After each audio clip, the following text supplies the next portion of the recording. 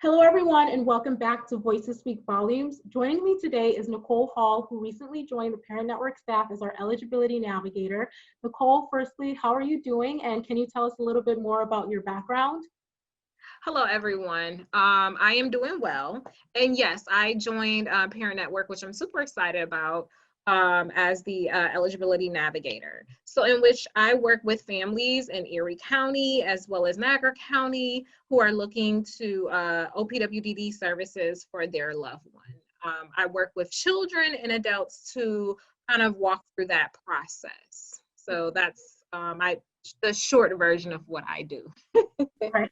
Now, can you define in layman's terms what exactly a developmental disability is and what criteria people need in order to qualify for services from OPWDD? Absolutely. So for starters, the developmental disability has to onset or occur prior to the age of 22. It is something that is lifelong per se. It's not something that can go away in time per se. It impairs them on the day-to-day in their day-to-day activities. So for things with money management, with social skills, even hygiene.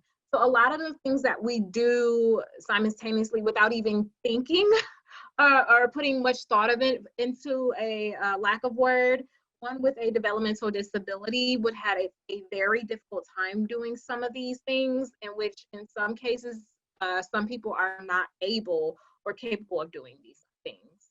Mm-hmm. And how exactly do you walk our families through that process of getting eligibility? That is a great question. What I do, I meet with the family or speak with the family over the phone. I get the referral through a school. It could be a colleague. It may be a medical provider. I introduce myself. I explain a little bit of the OPWDD process, and then I mail out consent forms. The family will complete and sign those and mail those back to me. And then from using those consents, I'm able to gather documentation. Some of the documentation, it varies based off of a number of things. One is a physical, which I will obtain from the pediatrician or medical provider. The other item that I obtain is a psych eval or psychological evaluation. If the child is in school, I will obtain that from the school district. And if it may be an early intervention provider, if they're transitioning out. So a psychological evaluation. I also will obtain educational documents, which would be an IEP, it would be a 504, also known as an individualized family service plan. It could be early intervention documentation. And that explains and goes in depth about the child's where they're at academically. For those that have autism, there is an extra step or extra needed documentation.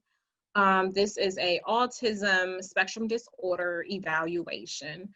This is done by a clinical psychologist. So this is not something that I would obtain through the school district. This is something that the parent would do outside of school with the medical provider. So I would request this additional document, which goes more in depth, which is an evaluation strictly for those with autism. So with the evaluations, the educational piece, and then in addition, if a family has medical documentation going in depth about the children's medical diagnoses, I will request this as well. Anything that helps to support, improves the person's case per se, that they have a developmental disability. So I gather all of these items. I then will submit them to OPWDD. I'll submit them on the behalf of the client. Once approved, they will get their approval letter, and so will I. I will then mail out paperwork, which includes a consent form for the 2 CCOs, which stands for the Care Coordination Organizations. So I'll submit those to the family, and then they will choose from that point which CCO or organization they would like to receive care coordination services from. So they will sign that, send that back to me, and then I will gladly submit all documents over to that organization. And then from that point, the client will be contacted by that CCO to start or begin care coordination services. And that care coordinator will be responsible for advocating and assisting with needed services for that client. So that is the overall process in applying for OPWDD service. So in the time in which you send their information over to OPWDD, how long does it take for them to start receiving services once they are approved? Well, I must admit, just to be quite frank, it is a very long process, especially with everything going on with COVID. However, I've been getting an average turnaround time or response time, I should say, of 30 days. So roughly a month, we will get that approval letter or that letter for requested of additional information. That letter will go to me as well as the family as well. So we both will be notified of the outcome from OPWDD. It is a long process, even after the approval. Once they sign the consent form to choose a CCO or a care coordination organization, it is a process. It's not an overnight or a rapid activity per se. It's not something that can be approved rather quickly. However, once approved, it's well worth it. I too have experience working as a care coordinator in the past, and there's a lot of services that the family can receive, and that care coordinator will be a huge advocate for the family and what they're looking for. So once they're approved, do the services kick in immediately? Are they eligible immediately to start receiving services, or is there like a waiting period in between the approval process? Technically speaking, once they are approved, they can receive services immediately. However, there is something called the front door, let's just say, the front door session. That is something that they are required to attend. However, the great thing is with COVID, all of the sessions are available virtually. So one can log in, whether a computer or a phone, and they will go more in depth about what I briefly mentioned about OPWDD, information on disabilities, but most importantly, the services that one can receive. Once they attend that front door session, they can then begin receiving services once linked to a care coordination or a care coordinator organization.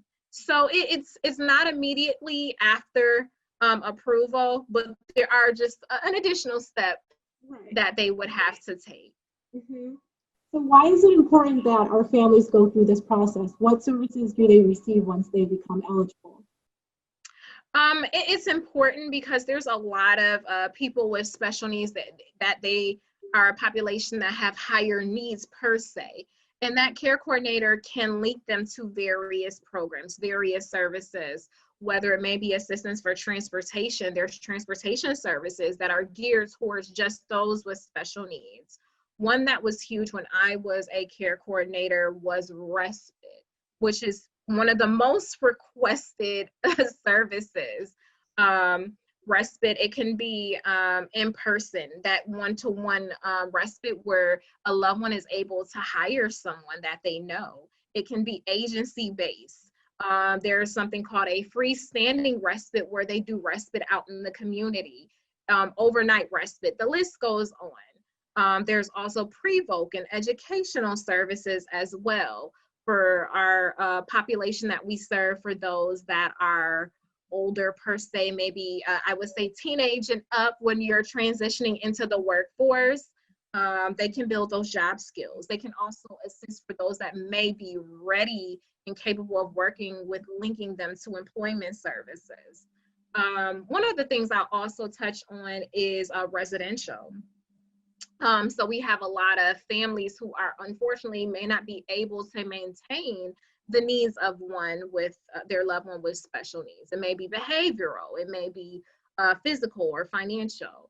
But we as our care coordinators can assist with linking loved ones to a a IRA per se, or a group home, which is pretty much a OPWDD certified residential place. So those are just a few items or a few programs. And there's so many programs and things that come to my mind as we talk that we would be talking quite some time, but those are just to name a few benefits. But I would say short and sweet, the overall goal of that care coordinator is to advocate, is to support that person or that family with whatever that gap, to help bridge the gap for their loved one.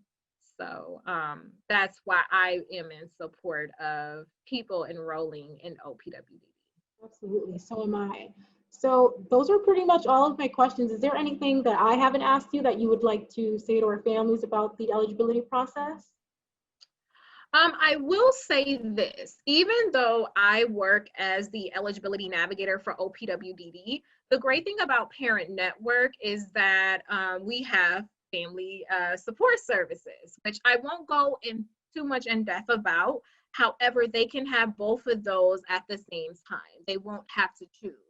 So while a family is going through eligibility process, or even after they're approved, that family support services can add as an extra to help support that family and their needs, especially during this time of COVID.